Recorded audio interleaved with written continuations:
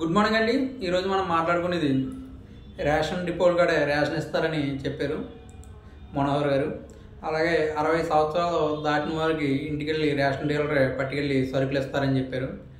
అట్లనే ఇప్పుడు దాకా రేషన్ బోర్డుల మీద 9,000 చిల్లర కోట్లు ఖర్చు పెట్టారు రాష్ట్రం అంతాను. దాని పర్పస్ ఏంటంటే రేషను డిపో నుంచి సరుకు తీసుకెళ్ళి ఇంటింటికి వాళ్ళే ఇవ్వాలి.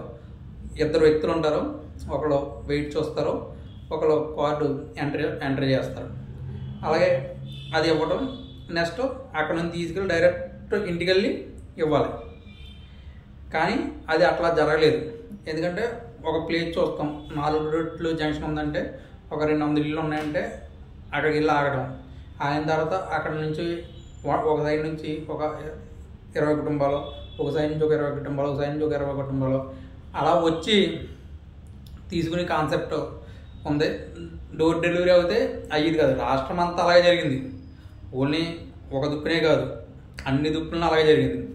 అలాగే అప్పుడు రేషన్ ఇవ్వడం, ఇంటింటికి వెళ్ళి ఇవ్వడం అన్నది తీసుకొచ్చారు. అలాగే వృద్ధులకి అందరికీ చాలామందికి ఉపయోగపడ్డది అది ఆ కాన్సెప్ట్. కానీ ఏంటంటే మెయిన్ వైఫ్ అండ్ హస్బెండ్ పనికి వెళ్ళినప్పుడు రేషన్ బండి వస్తే ఉండకపోవడం వలన అప్పుడు మళ్ళీ వాళ్ళు వేరే చోట ఉన్నప్పుడు అక్కడ దూరంగా వెళ్ళి తీసుకునేది ఉండేవారు.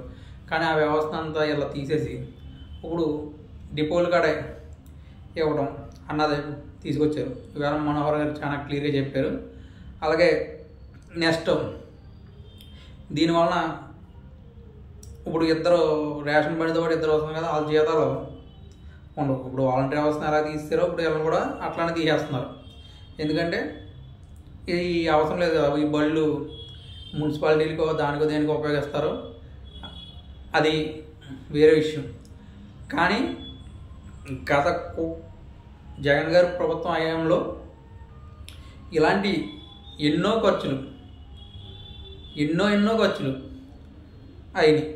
అంటే జగన్ గారి ఉద్దేశం ఏంటంటే ఇంటికి వెళ్ళి ఇవ్వాలి. అలా ఇంటికి వెళ్ళి ఇవ్వకపోవడం అది మైనస్, అది సక్సెస్ అయినట్టు కాదు. ఎందుకంటే 10 కేజీలు బస్తాలు, 35 కేజీలు అంత్యోదయం ఉందంటే 35 కేజీలు, ఒక ఇంటికి వచ్చాడంటే 20 కేజీలు, 20 కేజీలు బస్తాలు పట్టుకెళ్ళి ఇవ్వడం అది హార్డ్ వర్కే. వాళ్ళకి ఇచ్చేది 15,000 జీతం, 15,000 12,000, కానీ అది సక్సెస్ అవ్వలేదు. అందుకని ఇప్పుడు మనోహర్ గారు తీస్తామని చెప్తున్నారు.